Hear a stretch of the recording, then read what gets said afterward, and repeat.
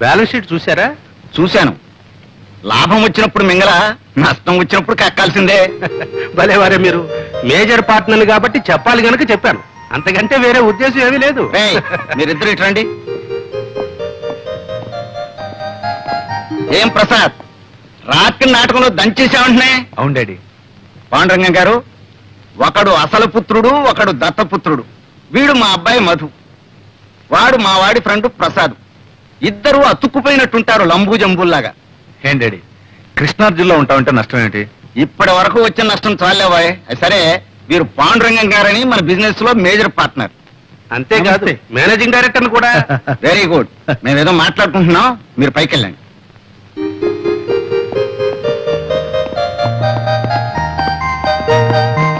కూర్చోండి కూర్చోండి.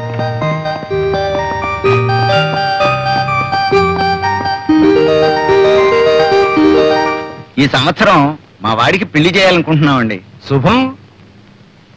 అవును, మీకు పెళ్లిడికి వచ్చిన ఒక అమ్మాయి ఉందనుకుంటాను. ఉందండి.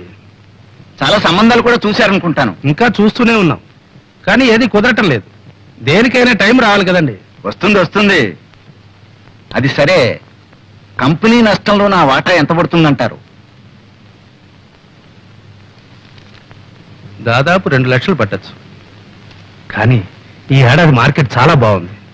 మీ 2 లక్షలు భర్తీ చేశారంటే 6 మాసాలు తిరగకుండానే 1కి 4 రెట్లు లాభాన్ని కళ్ళ చూడొచ్చు. నిజమే, కానీ 2 లక్షలంటే పోనీ నెలాఖరికి సర్దండి. అలాగే చూస్తాను. మరి నేను వెళ్ళరానా? మంచిది. హే కృష్ణ, ప్రేమ కళా ప్రపూర్ణ, నీకు రోజుకో కొత్త గోపిక తగులుతుంది. వద్దనుకున్నా 100 గజాలకే ఓ అమ్మాయి నీకు అంటబడుతుంది.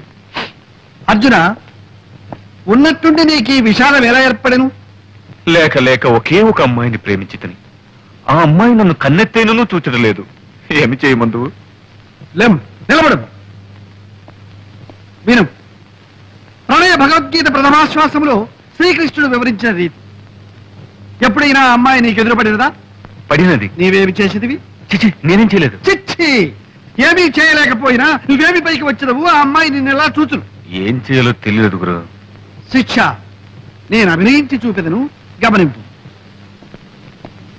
చూడు, అమ్మాయి ఇలా నడిచి వస్తుంది. ఆ అబ్బాయి అలా ఎదురుగుండా వస్తున్నాడు. అప్పుడు అమ్మాయి తలవంచుకు వెళ్ళిపోతుంది. అప్పుడు అబ్బాయి దగ్గరగా వచ్చి హలో అనాలి. అమ్మాయి తలవంచుకుంది కదా, తలెత్తి చూస్తుంది. ఎలా చూస్తుందో? ఒకవేళ కోపంగా చూస్తానా? కంగారు పడకూడదు. ఏమైనా సరే నీ చూపులు మాత్రం స్క్రూలు వేసి బిగించి అలాగే చూడు, చూస్తూనే ఉంటుంది. అప్పుడు అమ్మాయి కంగారు పడుతుంది, తలవంచుకుంటుంది. అయినా సరే నువ్వు మాత్రం అలాగే చూస్తూ ఉంటావు. అప్పుడు అమ్మాయి తలెత్తుతుందో చేయిస్తుందో చెంప చెల్లుమంటే అక్కడే టైమింగ్ కావాలి.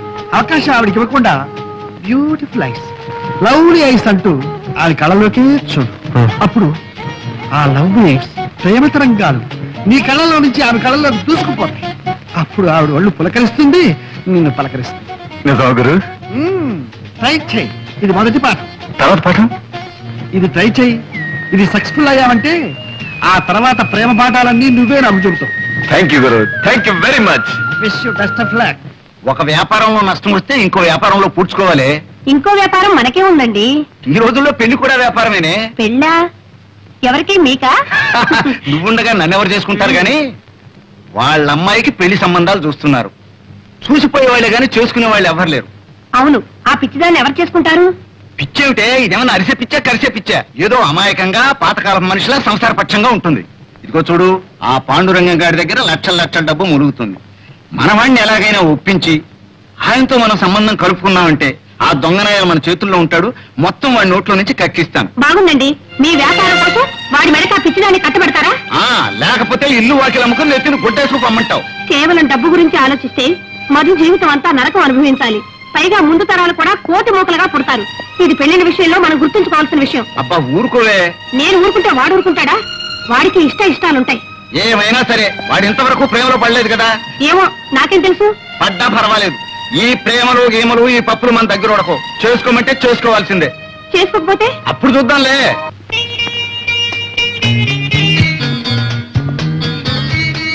ఎరా మధు, నిన్న నేను చెప్పిన ప్రేమ పాఠం వంట పట్టిందా? బాగా పట్టింది.